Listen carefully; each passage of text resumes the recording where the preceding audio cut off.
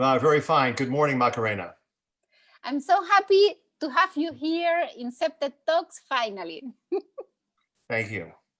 My pleasure.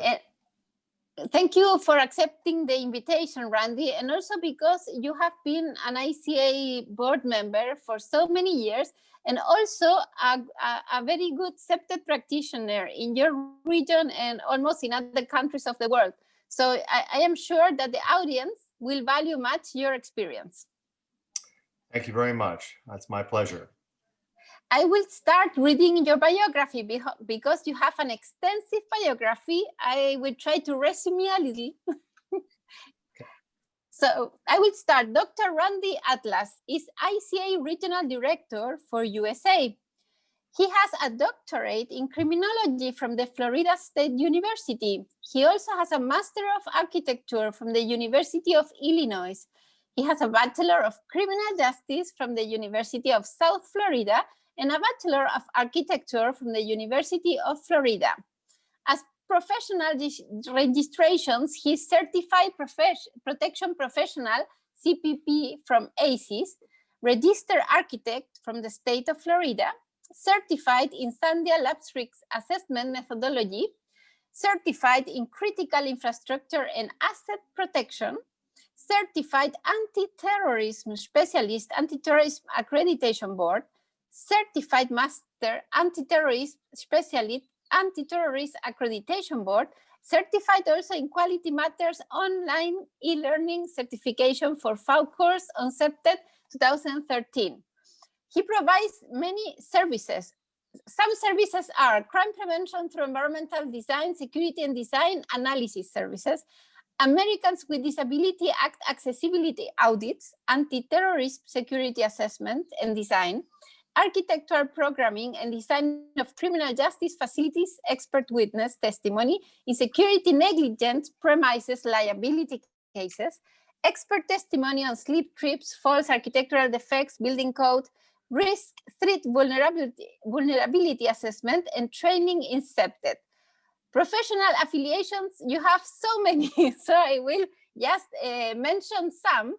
He's professional American Institute Architects affiliate, IA Architecture, Justice Committee member, American Correctional Association, Design and Technology Committee member, American Society of Industrial Security, ACES, and also American Society of Safety Professional, ASP, and ICA Regional Director from the United States. It's an honor to have you here, Randy. Thank you. Thank you, Macarena. It's incredible. Your biography is so extensive. You have done so many things. Well, that's the advantage of being a dinosaur. I've been around for millenniums. I don't think so. No, Randy, but you are a very active leader and also an accepted leader. And this connects with the first question. How did you start it? Can you tell us the story? Yes, it actually is a very interesting synergy about how I came to be where I am today. When I was in high school, I had an interest in law enforcement, and my uncle was the chief of police of Miami Beach, and he had put on, they had the national conventions, political conventions, the Republican and National Democratic conventions in Miami Beach in 1968, and he was sort of using CPTED and defensible space as part of, and humor as a way of managing those conferences without the violence that they had seen in the earlier conventions in Chicago. As I was getting close to graduating high school, I went in to meet with my uncle, and he said, you know, I have an interest in architecture, I have an interest in law enforcement, but, you know, I'm really not sure what I want to do. He gave me Oscar Newman's book, Defensible Space, in 1970, and said, you need to read this because this is about the merging of law enforcement and architecture. I said, oh, that's interesting. And it's a field known as defensible space and CPTED. Oh, okay. Yeah. So that was sort of the first introduction right there in 1970 as we were going through a revolution in the country, much to similarity of what's happening now, but it was in the late 60s where the United States was in great turmoil from a civil war as well as the war in Vietnam and political upheaval. And from that time until now, everything has evolved, I imagine, very much, or not? Yes.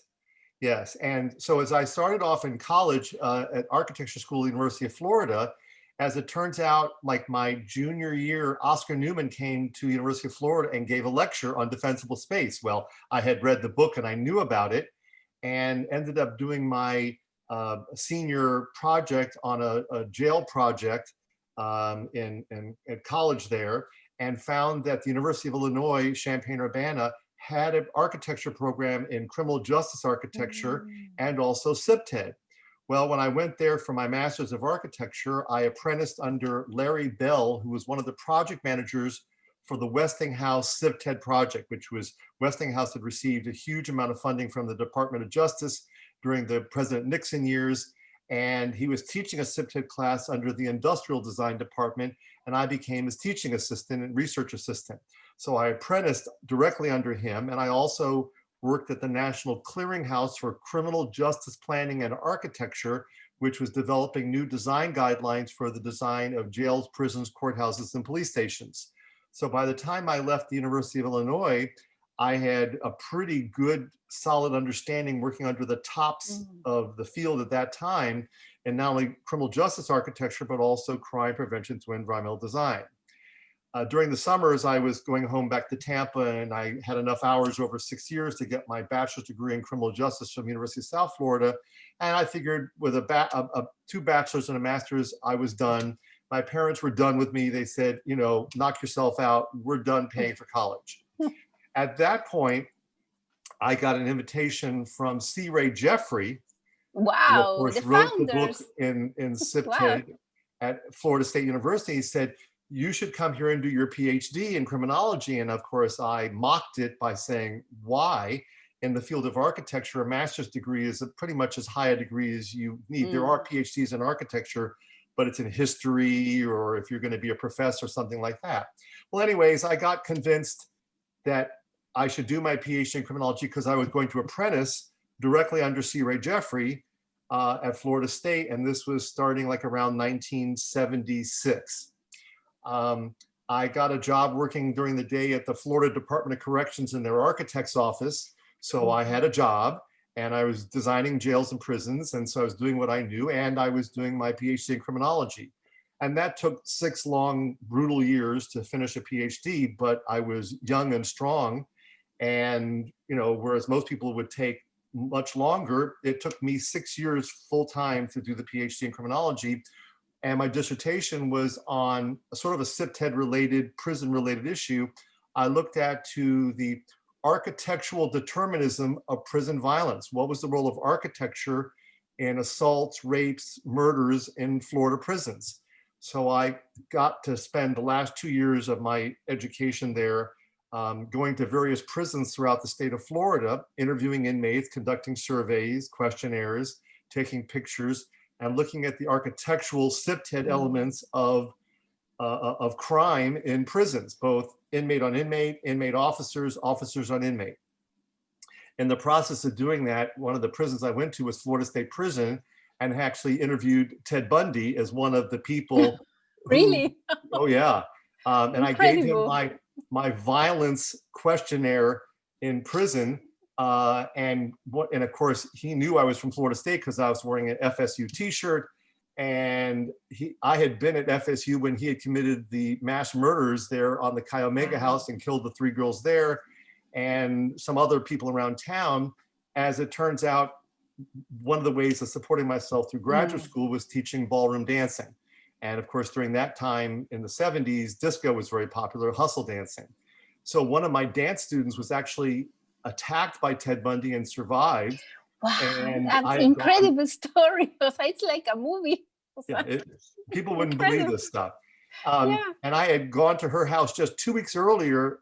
She had a party at her house, and I said, oh, you need to really secure that back door. They had the little sliding jalousie glasses. And I said, you know, it's just not secure, but it's mid-70s and everyone had free love and free sex, and it was before AIDS and people weren't afraid. And, you know, anyways, she was one of the girls that was attacked that lived. Wow. He clubbed her over the head with that stick that he eventually used on the Chi Omega girls.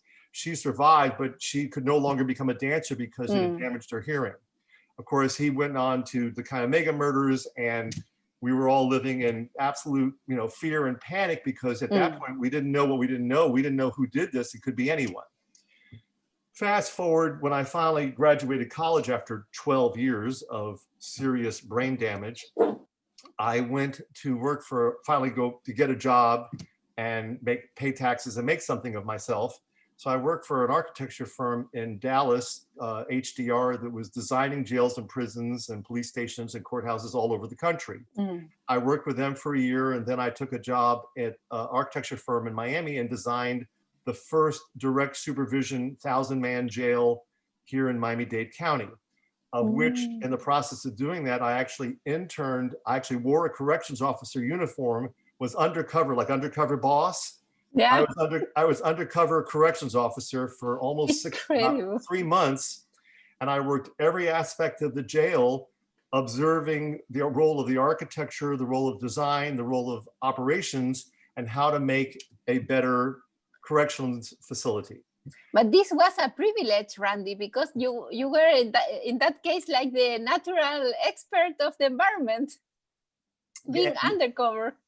And I was drawing upon my experience in architecture and criminology, criminal justice, in the role of why people commit crime, what is the role of the environment, what is the role of architecture in all this.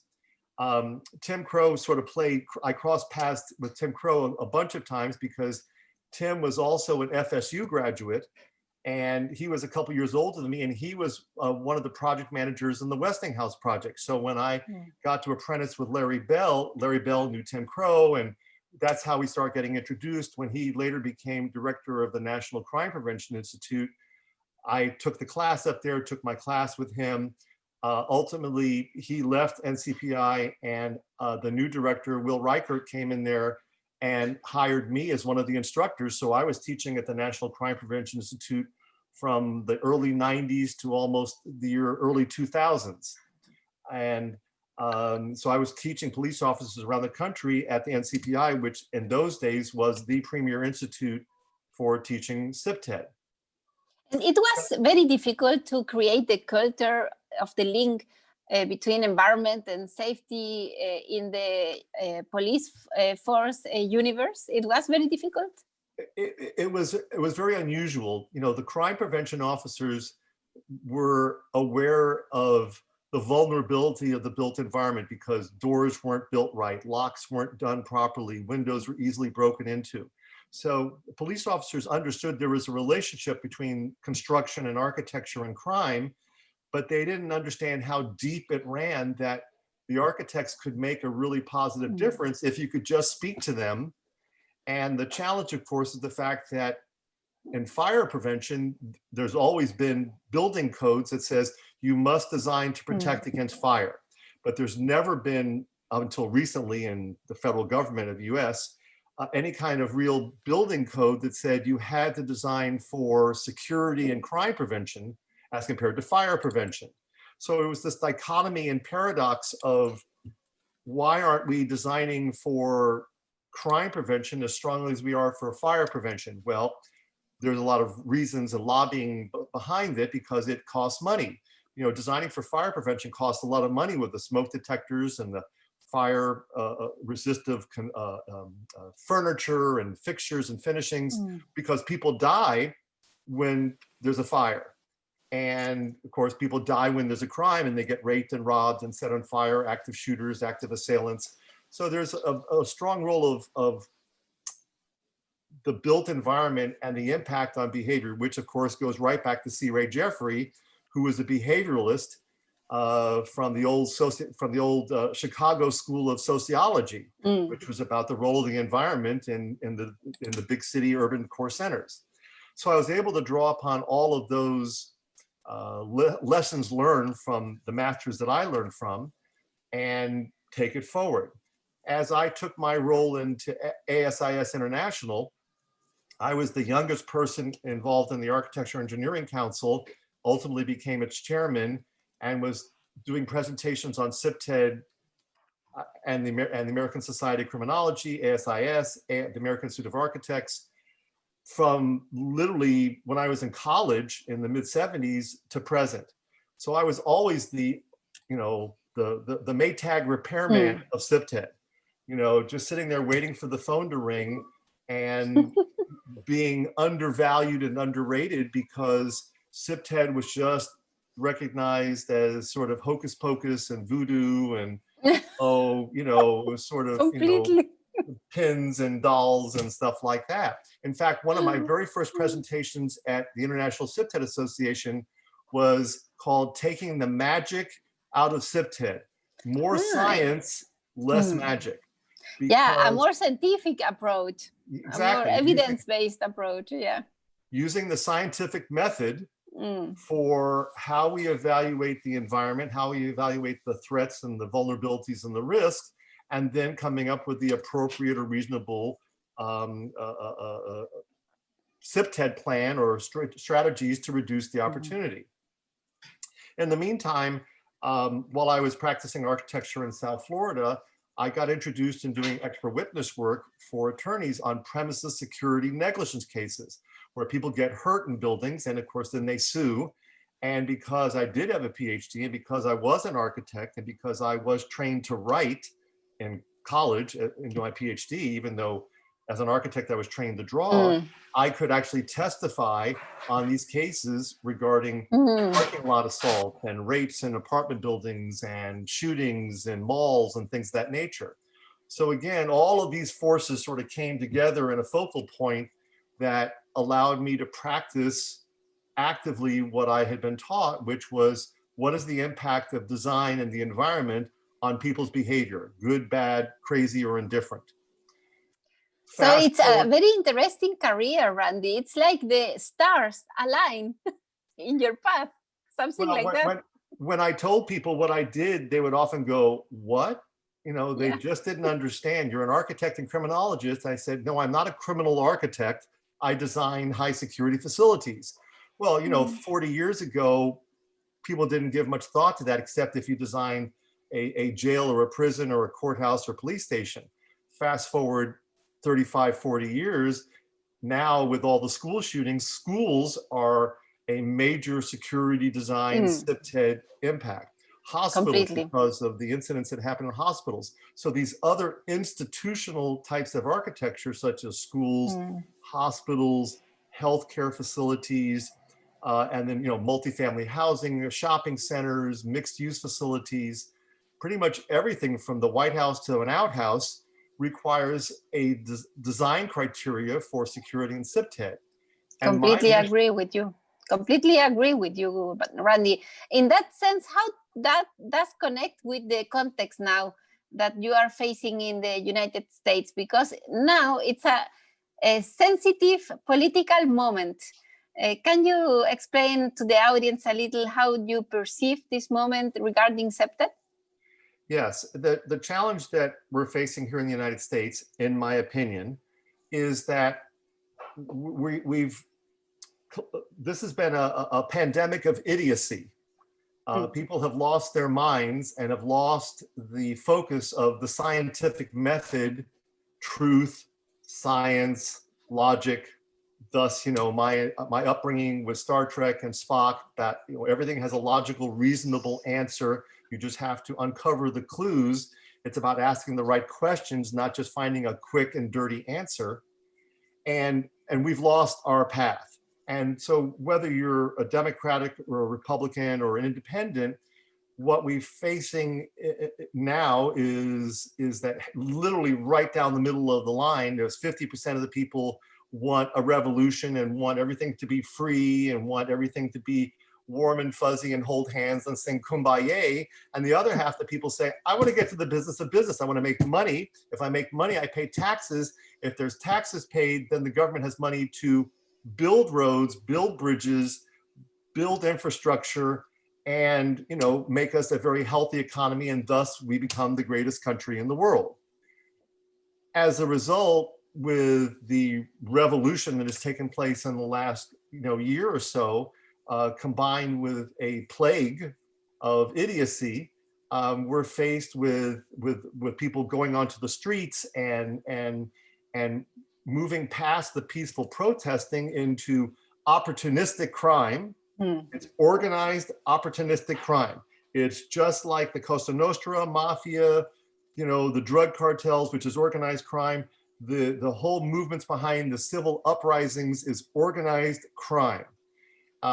When I was here in Fort Lauderdale, I watched a peaceful protest occur. Everyone was singing and clapping and cheering and whatever their cause was. And then about the end of it, I started seeing people coming all dressed in black with black hoodies. Now, mind you, this is South Florida. So nobody wears a sweater and hoodie in April. It's summer here. It's 90 degrees outside and 100% humidity. You have to be an idiot. Well, like I said, it was a pandemic of idiocy. And sure enough, as the protest was winding down, now all of a sudden, this new group of people, opportunistic criminals, came and they started throwing stuff at the police officers, who then shot back rubber bullets, who then ended up hurting people. And unbelievably, mysteriously, pallets of bricks and blocks started showing up on the streets. How does that happen? Does it get beamed down from the enterprise? No, it's paid for, it's planned, it's delivered, it's dropped off to paid protesters who are organized to engage in civil disruption so that they could, elaborate their civil cause. Well, what we've seen, that was in April and May. Fast forward 6 months, 8 months, we're seeing entire cities in the United States shut down. Philadelphia, New York City. I mean, Manhattan is literally boarded up. Because they were so afraid that Trump would get reelected, they literally boarded up, plywooded all the major downtowns in Portland, Seattle, Chicago, Philadelphia, New York City, Atlanta, on and on. I mean, it's absolute insanity, madness. It's maddening because instead of people engaging in lawful civil behavior and lawful protests and engaging in civil discourse with civility, it's pretty much anarchy. So the anarchists on the right and the left are using this as an opportune time to banner their cause. That said, the police officers are being defunded, they're being disrespected, they're pretty much staying off the grid. And they're not doing traffic stops because they're afraid to confront people because everyone's out there with their iPhone watching them. And God help you if you raise your voice, or instead of, when a police officer says in the United States, put your hands up and get on your knees so I can cuff you, so I can question you safely, that is not the time to resist arrest. They have guns and they have the lawful right to shoot you. It's called lead poisoning. So, for all these people that resist and run, and then they wonder why they get choked or shot, it's stupidity. When a police officer says stop, it means stop there. Hands up, say, thank you, officer, may I have another one? And just quietly assume the position and let them do their job of, do they have an outstanding warrant? Do you have any questions? What are you doing here? And then thank you very much, go on your way. And it's not about color. It's not about race. It's not about economics. It's about the civility of the law enforcement and what their job is to do to maintain order in society. It's very simple. Yeah. Nothing has changed.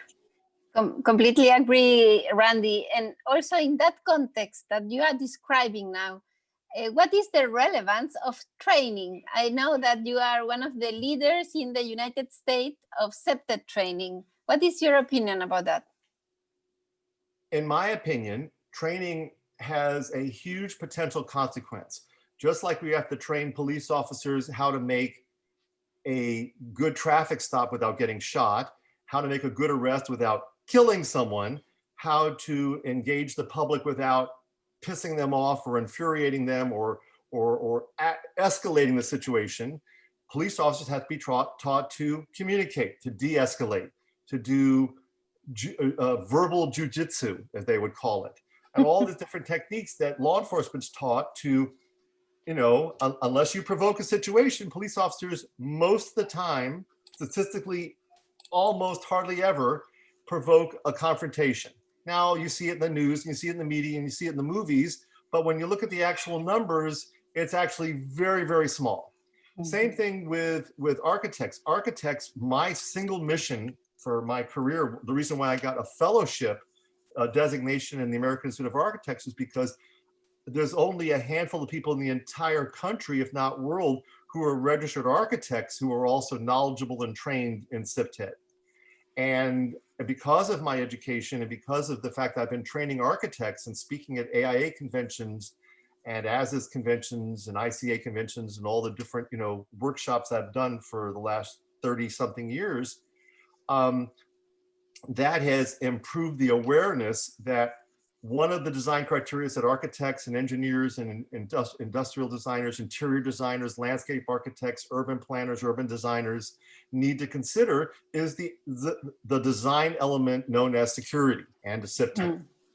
And the subtlety between CPTED and security, which is often lost in translation, is CPTED is the holistic approach about how we reduce the opportunity for crime and incivilities and improve the quality of life. And security design is the specifics about what do we do? It's not asking necessarily the questions about, why are people acting like idiots? But if they are going to act like an idiot, how do I prevent them from breaking into an apartment? How do I prevent them from driving through a storefront or an airport? How do I prevent them from being an active shooter in an office building? How do I prevent a school shooting? So CPTED looks at the bigger picture while security hones down on, do we need a camera? Do we need a lock? Do we need a pit bull? Do we need bars? What is it that we need to get the job done? So my role has been to educate architects and train them so that they can participate better in the design of the buildings that do have events occur, so that I'm not always getting calls from the attorneys saying someone just got hurt, killed, raped, set on fire. Now we're suing them for $1 gazillion. We need for you to testify about why the architect or why the property manager was incompetent and then design and plan and manage their property to prevent these kind of activities. So training does matter. It does create awareness. The awareness creates knowledge. Knowledge is power. Power makes a difference. Completely agree with you, Randy. And in that sense, because of the relevance of training, do you think ICA as a global institution now, it's very relevant also because we are very open to receive new active ICA members. So would you suggest people to become an active member? And why do you think it's so relevant, the role in a global and national scale of ICA? ICA has been evolving over the last almost 30 years. And what I see is, and now it's finally coming of age. Whereas before it was sort of a, sleepy, oh, well, who cares? Now, all of a sudden, designing for security, and we're seeing different countries around the world taking on the role of specifying the European Union, different countries all over the world, India, Singapore, Hong Kong, Denmark, Spain, Italy, France. Many countries now have security-related ordinances or codes or standards. And that's where CPTED is now finally coming to its own. We're starting to see that CPTED is becoming a required design criteria as part of a code or standard. So it's starting to catch up with fire prevention. Fire prevention in most of the world has codes and standards so that that buildings don't fall down and that they don't burn and kill people. Now we're starting to see, because of revolutions and civil unrest, and because of organized crime, whatever that looks like in that country, they're requiring the buildings to be better secured, not just embassies from attacks from terrorists. And we're all seeing also the impact of terrorism on the built environment, such as shopping centers and apartment buildings and schools, where they're having to design in anti-terrorism / CPTED / security requirements to make these safer building environments. So ICA is playing a critical role on a worldwide level now, as far as providing training, establishing a standard of care, establishing what is reasonable in what can you do, what is reasonable you can do, because you don't have the budgets like an embassy where money is not an object to do anti-terrorism features, at that level. What can we do that is reasonable, that is affordable, that is attractive, that is aesthetically pleasing, so that our buildings don't look like third world prisons or jails or something. So training does matter, and ICA does, in fact, take a primary role as far as providing conferences, your basic CPTED trainings, a certification program to certify that you are skilled and knowledgeable and a practitioner in conducting security and CPTED risk assessments. And as a result, we're raising the bar, now starting to be able to see that we can make a positive difference, that the knowledge is power, that the knowledge and training can make a difference. And ICA is an independent, non-vested, nonprofit entity that can provide that ability and that vehicle to raise everyone's awareness and knowledge and skills and how to reduce the opportunity and impact of crime and terrorism. So I extend your invitation for our audience to visit our website, www.cpted.net, and become an active member of ICA. We are waiting for all the guests to be an active member. And as final remarks, Randy, do you want to highlight some ideas? I would like to submit for consideration that we're going in the United States into another 4-year cycle with the different leadership skills, different goals, different directions, and that people have forgotten what the rules of engagement and civility are. That one of the things I think part of that is because of the social media and the biased Main Street media, that people have forgotten what is truth versus beliefs. Everyone has beliefs, but that's the difference between being educated and being not educated. The more education you have, the more you realize what you don't know.